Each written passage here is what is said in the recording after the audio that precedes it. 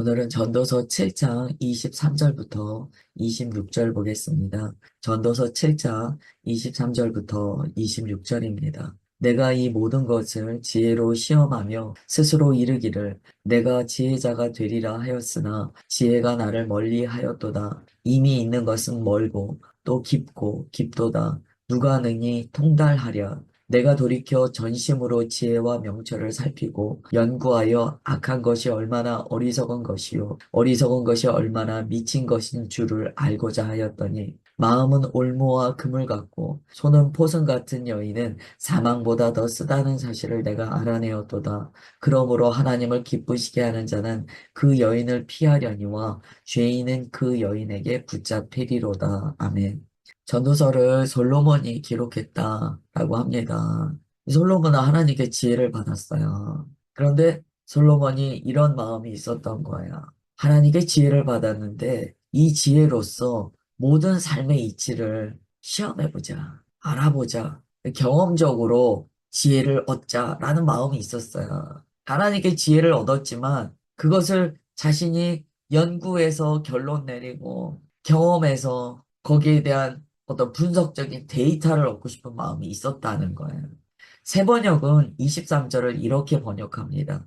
나는 이 모든 것을 지혜로 시험해 보았다. 내가 지혜 있는 사람이 되어야지 하고 결심해 보았지만 지혜가 나를 멀리하더라 라고 되어 있어요. 본인 안에 있는 지혜로 시험해 봤어요. 그러면서 내가 지혜자가 되어야지 했습니다. 그런데 희한하게 지혜를 얻으려고 하면 할수록 지혜가 도망가더라는 거예요. 이 전도서에 보면 이 전도자가 이런 얘기를 해요. 이 지혜가 있고 지식이 많고 이러면 번민이 더 많다는 거예요. 딱 맞는 이야기입니다. 사실 우리가 좀 모르면 그냥 단순하게 생각하고 뭐 복잡하지 않게 그냥 넘길 수 있는 건데 이 전도자는 지혜로서 모든 것을 실험해보고 자신이 어떤 실증적인 결론을 내리고 싶었어요. 그러다 보니까 너무 복잡했던 거예요. 24절에 보면 이미 있는 것은 멀고 또 깊고 깊도다. 누가 능히 동달하랴. 지혜라는 것이 캐다 보니까 이거 감당할 수 없는 거예요. 야, 도대체 뭐가 지혜야? 가만히 여러분 묵상해 보세요. 25절에서 이렇게 이야기합니다. 세 번역으로 읽어드릴게요. 그래도 나는 한 곳으로만 정신을 쏟았다. 지혜가 무엇인지, 사물의 이치가 어떤 것인지 연구하고 조사하고 이해하려고 하였다. 사악이 얼마나 어리석은 일이며 우매가 얼마나 미친 일인지 깨닫는데 정신을 쏟아보았다. 보통 사람은 이런데 이렇게 정신 쏟지 않아요. 지혜자는 자신이 거기에 정신을 쏟아봤다고 이야기하는 거예요. 그냥 모르겠더라는 거예요. 여기서 우리가 묵상해 봐야 돼. 과연 우리에게 있는 지혜는 어디로부터 근거하는가를 봐야 돼요. 전도자가 지혜를 받았어요. 그런데 그 받은 지혜로서요. 탐구해 봤어요. 내가 탐구해서 얻는 지식은 없더라는 거야. 잘 모르겠더라는 거야. 지혜라는 게 내가 한번 파봐야지 하니까 지혜가 도망가더라는 거예요. 내가 너한테 잡힐 줄 알아? 도망갔다는 거예요. 그러면서 26절에 뜬금없는 얘기를 합니다. 세 번역으로 보면 나는 또 올가미와 같은 여자 마음이 덫과 같고 어떤 여자의 마음은 이 포숙질 같대요. 올무 같대요. 그리고 손이 쇠사슬과 같은 여자는 죽음보다 더 쓰다는 것을 알았다. 여러분 손이 쇠사슬 같으면 얼마나 아프겠습니까? 얼마나 무섭겠습니까? 여기에서 여자로 상징되는 것은 삶을 묶고 있는 어둠의 요소들을 의미하겠죠. 그러면서 이렇게 이야기해요. 하나님을 기쁘시게 해드리는 남자는 그런 여자를 피할 수 있다. 하나님을 기쁘게 하시는 아담, 사람은 그러한 어둠의 묶임으로부터 노임받을 수 있다는 거예요. 피할 수 있다는 거예요. 그런데 죄인은 여지없이 그러한 올무에 걸리더라는 거예요. 이 이야기를 왜 할까요? 자신이 지혜를 탐구하는 자라고 이야기하거든요. 자기가 안 거는 하나 있대요. 막 알아내려고 하는데 알아낼 수가 없었는데 한 가지는 알아냈대요. 이 사람을 묶고 괴롭히는 요소들이 있는데 하나님을 기쁘시게 하는 자들은 그런데 안 빠지더라는 거예요. 그런데 마음에 죄가 있는 자들, 하나님의 뜻을 거스르는 자들은요, 이게 끼리끼리 모이게 되더라는 거예요. 결국 그런 묶임에 빠진다라고 이야기합니다. 지혜자가 무슨 얘기하고 싶은 거예요? 고린도전서 1장 30절 제가 읽어드릴게요. 너희는 하나님으로부터 나서 그리스도 예수 안에 있고 예수는 하나님으로부터 나와서 우리에게 지혜와 의로움과 거룩함과 구원함이 되셨으니 라고 말씀합니다. 우리가 하나님으로부터 나와서 예수 그리스도 안에 있어요. 또 예수님께서는 하나님으로부터 나와서 우리에게 지혜와 의로움과 거룩함과 구원함이 되셨다라고 이야기합니다. 우리가 주님 안에서 얻는 어떤 지혜를요, 지혜 자체도 우상화해서 지혜를 추구하는 방식으로 나아가 버리면 더 이상 지혜가 되지 않더라는 거예요. 그 지혜가 도망가더라는. 그런데 하나님을 기쁘시게 하는 자들은 가만히 보니까 하나님께서 그를 보호하시고 어둠의 묶임 가운데 빠지지 않도록 건지시더라는 거예요. 그거 하나는 알았다는 거예요. 결국 뭐냐면 지혜가 됐든지 뭐 은혜가 됐든지 은사가 됐든지 그걸 내가 얻으려고 내 것을 삼으려고 추구하는 마음은 성취가 되지 않더라는 거예요. 그러나 하나님께서 내게 허락하신 것으로서 내가 하나님을 기쁘시게 하는 방향으로 나아가면 살더라는 거죠. 가만히 묵상하다 보니까 이런 생각이 들어요. 우리가 신학을 하거나 뭐 말씀을 공부합니다. 그거 자체를 추구해버리면 아무 소용이 없어요. 신학도 지식으로 추구하면 아무 소용이 없어요. 믿음으로 반응하여 하나님께서 내게 주시는 것에 만족함으로 은혜로서 누리면 그것은 생명이 됩니다. 하나님께서 지혜를 주셨어요. 근데 그 지혜 자체로서 내가 삶의 모든 이치를 깨달아야지 하고 그 지혜를 사용하며 자신이 깨달은 어떤 실증적인 지식화하려고 하니까 안 되더라는 거예요. 그래서 결국 지혜자가 이야기합니다. 하나님을 기쁘시게 하라는 거예요.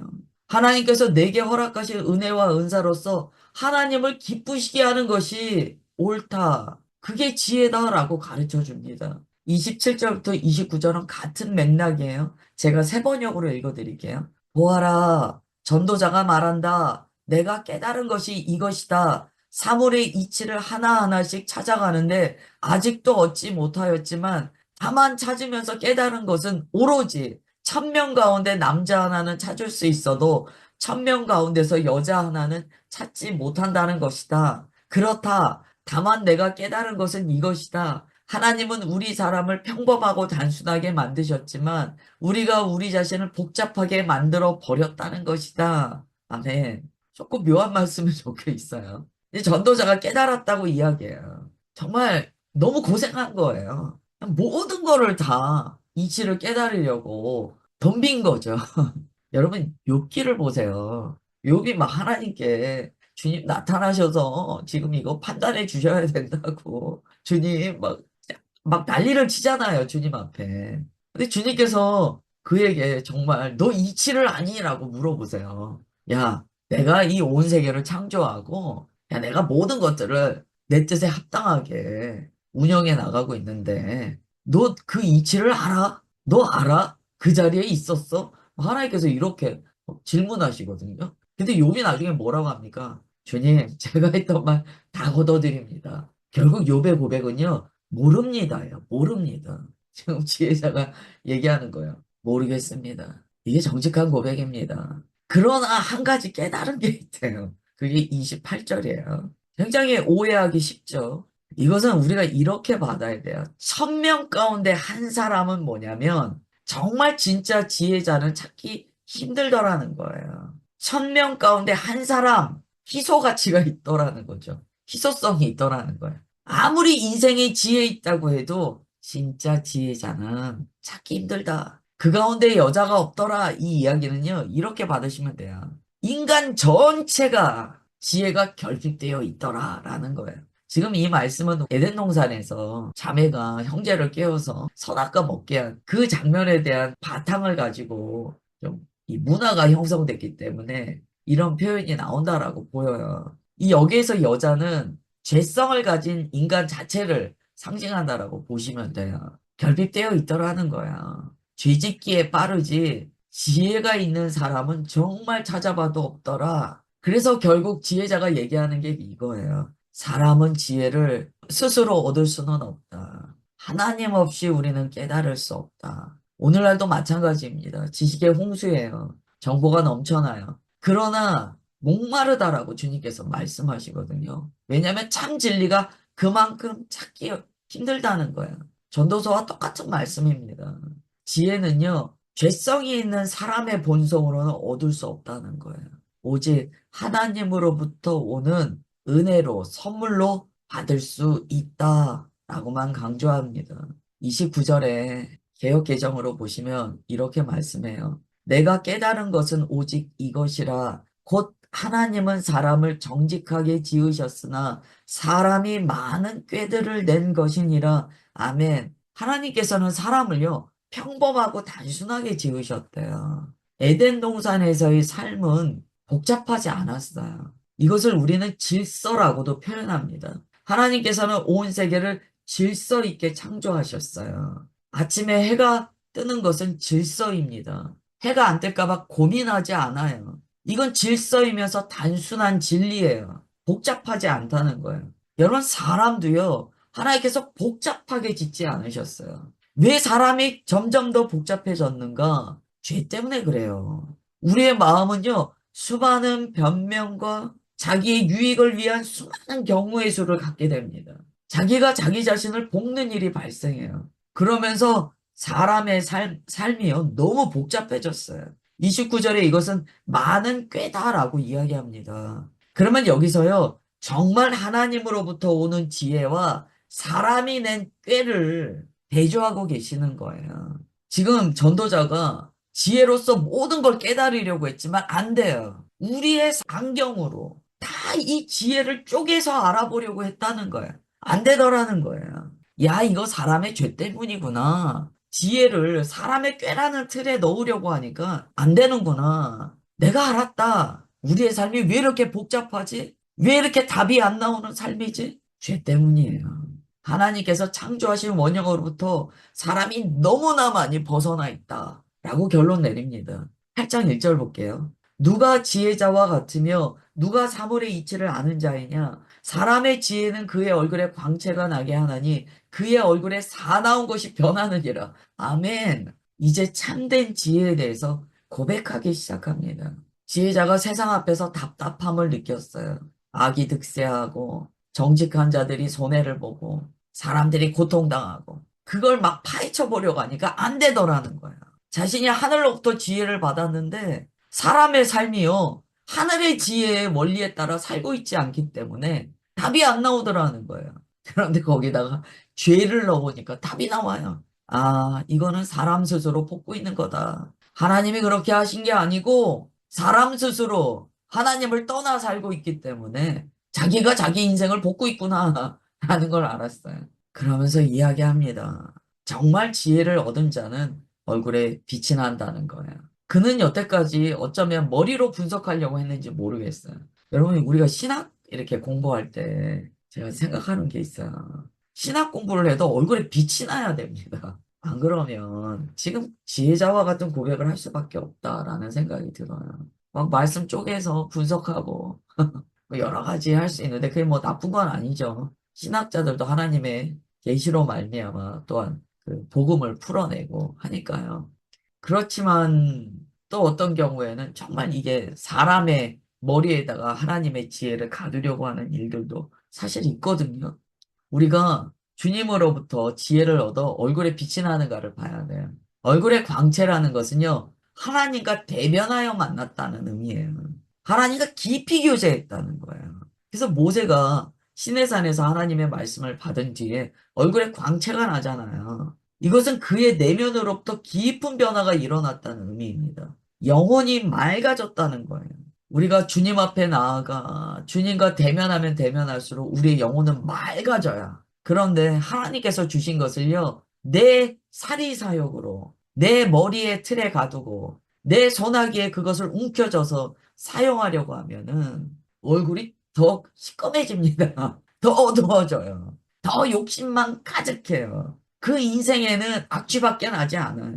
우리가 드리는 찬양 중에 이런 찬양이 있어요. 예수 하나님의 완전한 사랑, 예수 하나님의 한없는 은혜, 뭐, 여기서 지혜, 이렇게 나오거든요.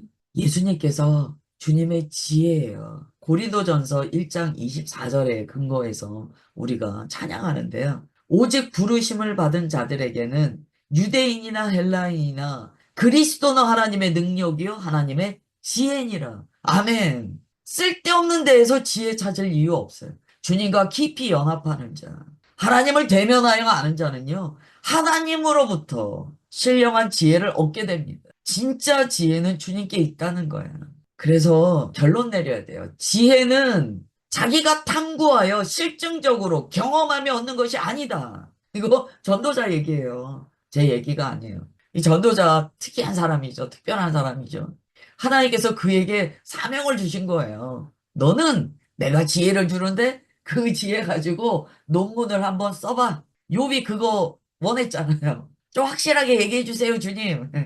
지혜자야, 전도자야, 너 한번 논문 써봐. 세상에 일어나는 모든 이치에 대해서 내가 준 지혜 가지고 너 한번 써봐라. 지혜자가 나중에 고백해요. 우리가 모든 것을 터득할 수는 없습니다. 내가 다 경험하고 이치를 따져보려고 했지만 안 됐습니다. 지혜는요, 이런 방식의 경험으로부터 오는 건 아니에요. 이건 하나님 경험과 다릅니다. 인간적인 지식으로 탐구해 나가는 경험을 의미해요. 지혜는 경험에서 오는 것이 아니라는 거예요. 잠언 9장 10절은 이렇게 말씀해요. 여호와를 경외하는 것이 지혜의 근본이다. 마음에 주님을 향한 경외심이 있다면 그 사람은 이미 지혜가 부어진 사람이라는 거예요. 그래서 이 전도자가 온 세상의 이치를 다니면서 머리가 깨질 것 같은 거예요. 도저히 답을 얻지 못해서 결국 와서 고백합니다. 주님, 아니래요. 아니네요. 그게 아니네요. 온갖 좋은 것은 주님으로부터 우리 가운데 부어지는 거네요. 그걸 내 머리에 가두려고 해서는 안 되네요. 네, 이 말씀만 드릴게요. 신앙생활 하면서 이렇게 말씀하시는 분들이 있어요. 나는 내가 경험하지 않으면 믿을 수 없어요. 나는 내가 이해해야지만 믿을 수 있어요. 물론 무턱대고 믿는 신앙이 옳다는 건 아니에요. 그러다 보면 무턱대고 믿다가 말씀에 확증 없이 무턱대고 믿다가 잘못된 데 많이 빠져요. 그러라는 이야기가 아니에요. 그러나 신앙생활하면서 이런 태도는 또 아니라는 거예요. 내가 이해해야지 믿을 수 있습니다. 내가 경험해야지 나는 믿을 수 있어요. 지금 전도자가 얘기하는 거예요. 그거 아니라는 거예요. 하나님을 경외하는 마음으로부터 지혜가 부어지는데 그걸 인간이 교만하게 내 지식 안에 가두려고 한다면 결국 너는 더 복잡한 삶을 살 거라는 거예요. 여러분 신앙생활을 단순화시키세요. 이 전도서가 뭐 그렇게 쉬운 성경은 아니에요. 전도서가 우리에게 삶의 기본적인 진리, 다른 의미로 이치죠. 이러한 것을 가르쳐 줍니다. 너무 복잡하게 신앙생활 하시는 분들이 있어요. 왜 그렇게 복잡한가를 따져보라는 거예요, 오늘 전도자가. 혹여 너가 네 생각으로 하나님을 가두고 있지 않느냐? 더 복잡한 신앙생활을 하게 될 것이다. 오늘 말씀 성령님께서 잘 풀어주시리라고 믿습니다. 기도하겠습니다. 하나님, 전도자의 고백을 들으며 나의 태도는 어떠했는가를 돌아봅니다. 주님의 말씀을 받는 나의 태도가 혹여 내가 다 깨달을 거야. 내 머리로 이해되어야 나는 믿을 수 있어. 라는 마음이 있지 않았는가. 주님 깨닫게 하옵소서. 그러한 나 중심에 해석하고자 하는 마음이 주님의 은혜를 가로막고 믿음의 길에 장애물이 되지 않았는가 돌아보게 하옵소서. 오늘 주님께서는 말씀하십니다. 나는 너희들을 복잡하게 창조하지 않았다. 너희들의 죄가 너희의 삶을 스스로 복잡하게 만들었다. 라고 말씀하여 주심에 아멘합니다. 말씀 앞에 어린아이와 같이 아멘할 수 있는 마음을 부어 주옵소서. 또한 주님을 경외하는 마음으로 주께서 부어주시는 모든 신령한 은혜, 지혜, 복을 누리는 우리 모두가 되게 하옵소서. 그렇게 인도하시고 역사하여 주심을 믿사오며 사랑하는 주 예수 그리스도의 이름으로 기도드리옵나이다. 아멘.